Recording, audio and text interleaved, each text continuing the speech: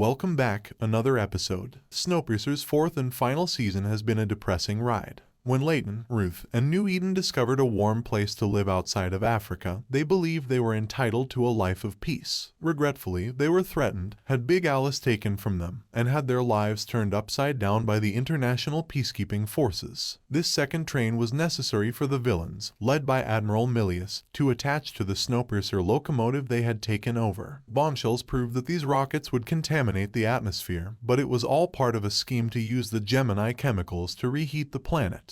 The action builds to a dramatic, bloody series finale in which Leighton's rebels battle the IPF one last time in an effort to reclaim their trains and spare the Earth from further damage. Season 4 of Snowpiercer kills off the vicious physician Nima. In Snowpiercer Season 4, it was discovered that Dr. Nima was the real antagonist. Years ago, when the CW7 poisons were released into the sky, he was the mastermind behind the operation. Though he believed he was addressing climate change, his actions precipitated the Great Freeze. He's been fixated on warming the world ever since. Nima wasn't going to let Milius die without completing the task. In the epilogue, Nima indulges in a power trip. Wilfred is also dead, therefore, he acts more violently. In his heart, Nima understands that he must keep the Snowpiercer engine to himself in order to avoid making the same mistake twice when the location turns radioactive. After this abrupt shift in strategy, Nima shoos Melanie and Alex from the room and launches, which causes him to freeze to death. Now as the rocket is taking off, he gets his wish to die, at least partially. Leighton's crew engage the IPF forces in combat. Because they prevail, spectators are reminded of their toughness. Another blessing is witnessing the rocket fail. But Leighton was concerned about Josie because she had lost her sympathy. Josie wants to exact revenge on Dr. Hedwood.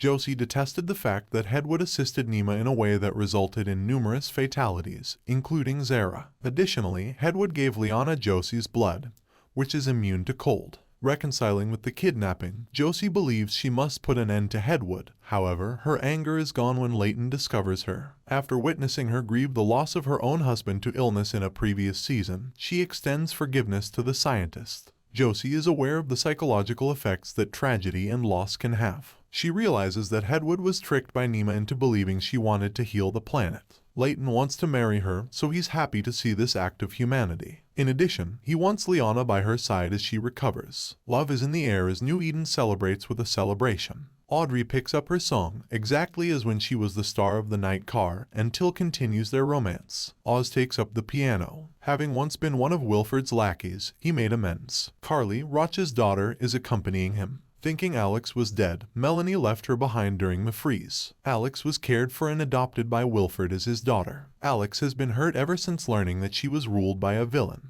After learning that Nima was her father, she realized how much Ben's death had affected her. After so much time spent as co-workers, it's time to enjoy some fun and warmth as mother and daughter. In the end, this is the world that we both aspire to. One that can support harmony and order where they are able to express their greatest selves. Leighton is overjoyed since he has been longing for their reunion. They can all revel in New Eden and get back to their regular lives once the trains finally stop. For more videos,